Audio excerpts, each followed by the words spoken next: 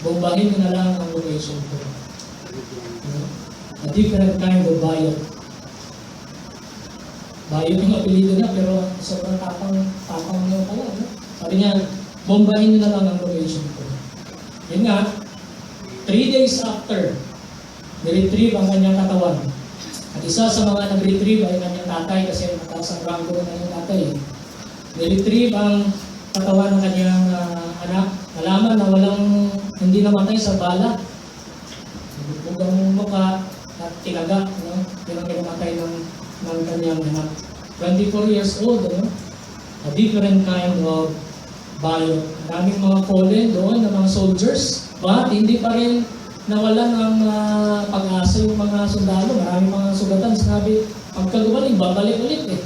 Diba? And then nung dinala na sa taga-Sambuanga kasi yung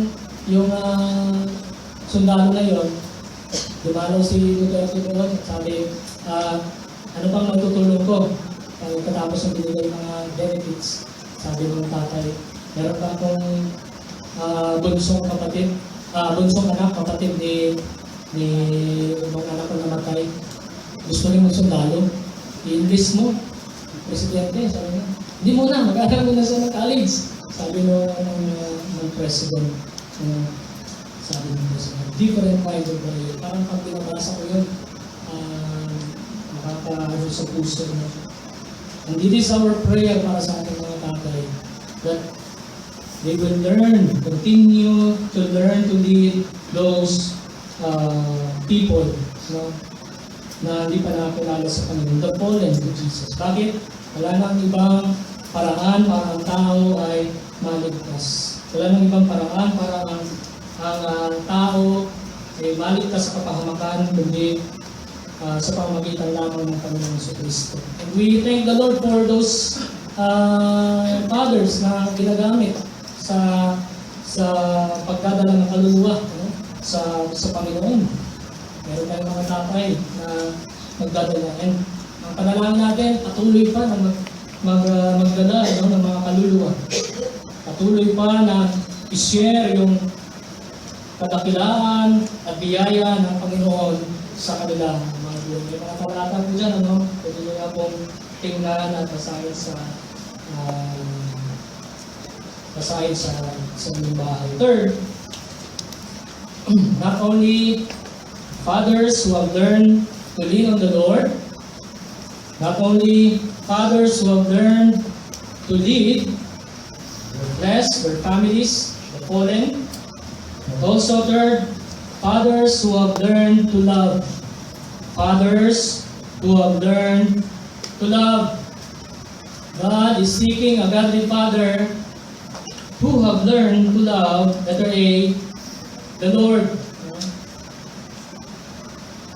1 Corinthians 13:1 and 3, 1 Corinthians 16:22. Sabi ni Paul, though I speak with the tongues of men and of angels and have not charity, I am become a sounding brass or a tinkling cymbal. And though I have the gift of prophecy and understand all mysteries and all knowledge, and though I have all faith so that I could remove mountains, and have not charity, I am nothing.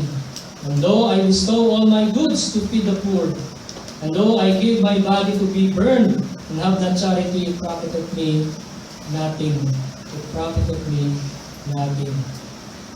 God is seeking a godly father who have learned to love. A godly father, hindi naman po pwede na hindi siya matutong umibig sa Panginoon. Sabi ng Panginoon, you shall love the Lord with all your heart, with all your soul, and with all your mind. And God is seeking such a father who will love the Lord with all their heart, with all their soul, and with all their mind. Bakit? Dahil ang Ama ay refleksyon, o ang earthly father is a reflection of God, the Father. Isang refleksyon ng Diyos Ama natin na nasa langit. Diba? And kaya nga, masasabi natin that ang tatay is a calling.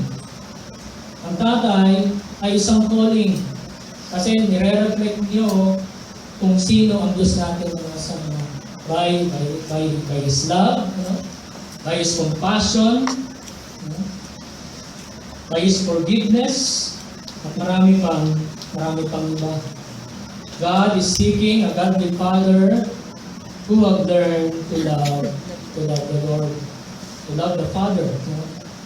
Whether be not only the Lord or the Father, but their families. God is seeking a godly father who have learned to love their families. Wala naman yata ditong tatay na hindi niya mahal ang kanyang pamilya. Diba?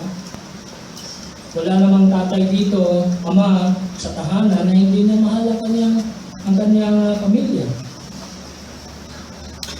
But, isang tatay na kung saan natutunan niyang mahalin ang kanyang pamilya, higit pa sa mga material ng mga bagay. Diba? Higit pa kaysa mga material ng mga bagay. Natutunan niya na mahalin ang kanyang pamilya, ang kanyang asawa, diba? Ang kanyang mga anak. Bagaman ang kanyang asawa ay mahina ng pick-up, diba? Natutunan niya na mahalin ang kanyang asawa. Siya din, mahina rin ng pick-up, diba?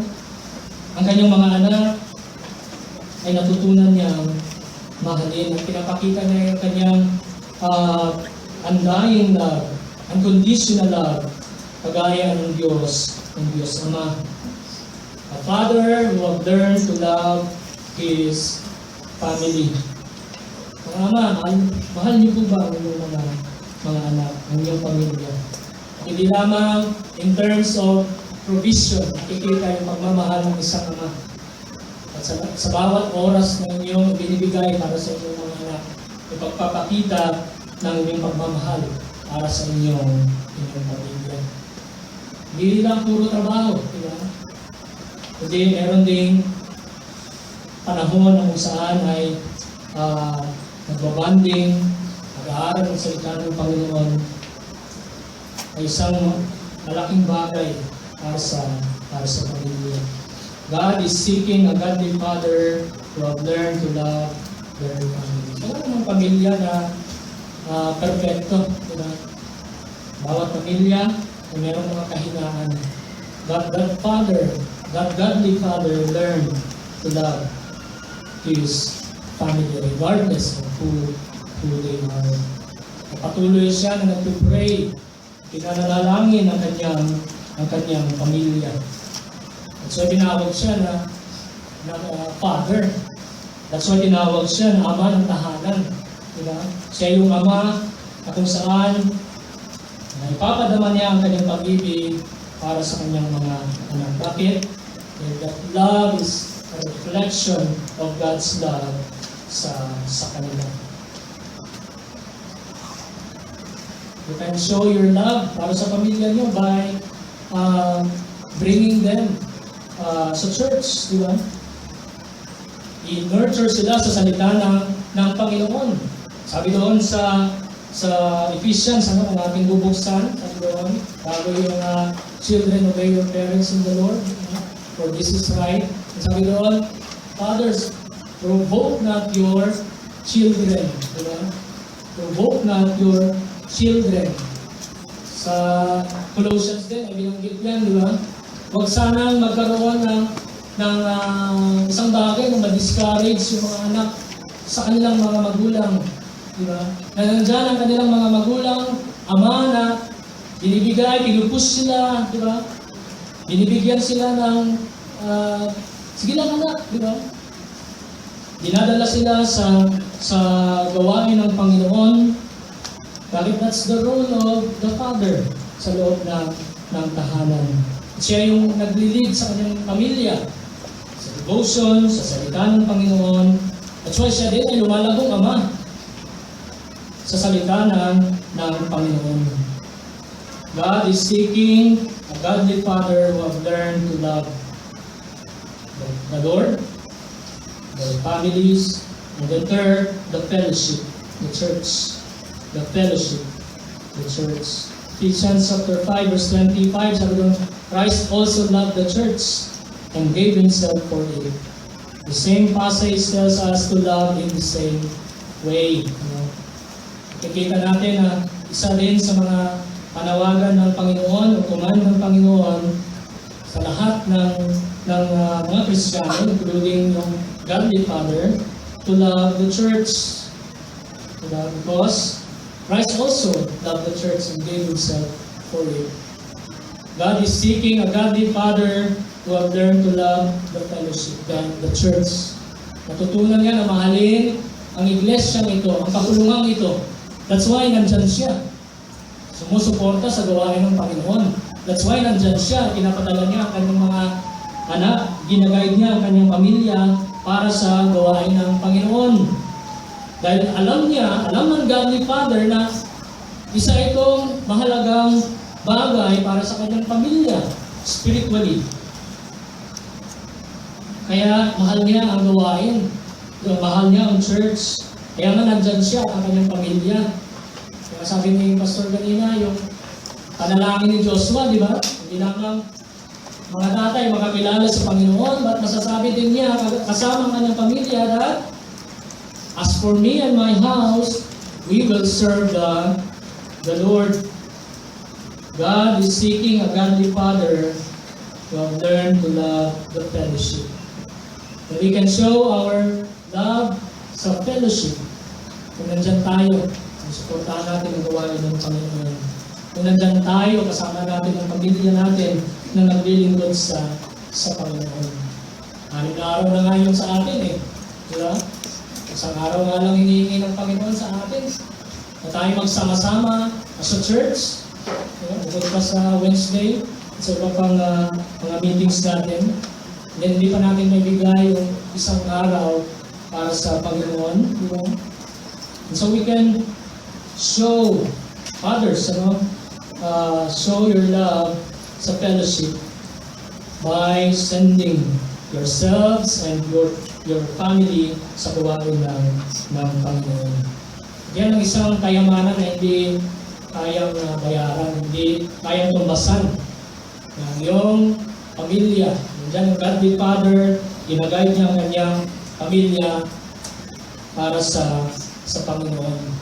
Spiritually, lumalago sila as a family na naglilingkod sa Panginoon. Yan ang hindi matutumbasan ng pera. Diba? But shall it profit a man? But shall it profit a man? God is seeking a father who have learned to love the fellowship. Kaya nga tayo, tinawag tayo, kapulungan eh. Diba? Ang pangalan ng church natin, kapulungan Kristiyano. Fundamental Baptist Church. Why? Because we love the church. We love the church. And it is our prayer sa ating mga tatay to continue to love the church, to continue to love the fellowship, to continue to support the church, the fellowship, by sending your family sa gawain ng Panginoon. Huwag tayo maghinayang sa bagay na yan dahil yan ay may tinatawag na eternal value. Diba? May eternal value. And God is seeking such a father who will love the fellowship. Who will love the fellowship. Kaya, number one, God is seeking a Godly Father who have learned to lean on the Lord for His salvation, for strength, for supply, and for wisdom. Number two, God is seeking a Godly Father who have learned to lead. To lead His flesh, His family, and the fallen. And then, God is seeking a Godly Father who have learned to love. To love the Father, the Lord, to love their family, and to love the fellowship. Kaya kung ating babasahin ulit yung Ezekiel 22 verse 30, and I sought for a man among them, that I should make up the heads, and stand in the gap before me for the land, that I should not destroy it. Sabi doon sa dulo, but I found none. If God is seeking, titingin siya sa loob ng iglesia ito, meron siyang masusunod. Tayo po ang manalangin. Maraming Diyos, salamat po Panginoon sa inyong salita. Salamat po sa paalala niyo, patuloy na hapon sa aming Panginoon. only for our fathers, but also sa amin pong mga sarili. Tutulungan niyo po kami na may pamuhay po ang katotohanan na ito. Patuloy na makita si Kristo sa aming mga buhay. Patuloy na mga Panginoon ay tulungan niyo rin po kami to continue to pray for our fathers kung hindi po madali ang kanilang task, responsibility. It's a privilege, but mayroong responsibility. Lord, we ask na patuloy niyo pong strengthen ang aming mga anak. Patuloy niyo po silang palakasin upang maging daluyang po sila ng pagpapala ng kung sino ka sa buhay ng bawat isa. Teach them, Lord. Strengthen them that they will indeed lead their family, Panginoon, para sa inyo. Hindi lamang sa provision, sa pangailangan sa araw-araw, but most especially sa spiritual na mga bagay.